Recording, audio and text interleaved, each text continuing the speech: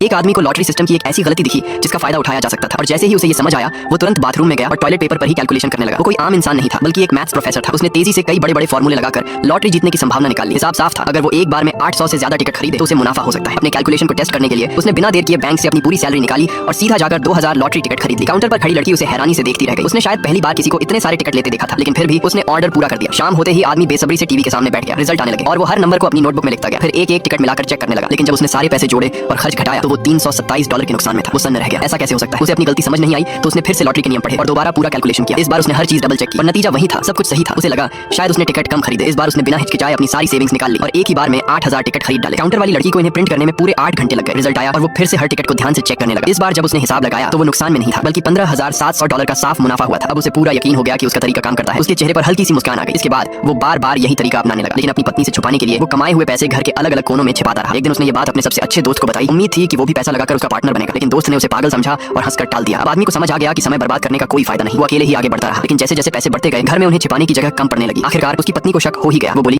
तुम कुछ कहोगे नहीं? क्या? Store room? मैं लॉटरी खेल रहा हूँ। मेरा मतलब बिस्किट के खाली पैक से था। अब उसके पास कोई रास्ता नहीं था। उसने सब सच बता दिया कि वो सिर्फ लॉटरी नहीं खेल रहा बल्कि उसे बहुत पैसे भी कमा रहा है। उसे लगा अब तो डांट पड़ेगी, लेकिन उल्टा उसकी पत्नी खुश हो गई। उसने कहा इतना सब छुपाने की क्या जरूरत थी, ये तो लीगल इनकम है, कानून के मुताबिक सही। फिर दोनों ने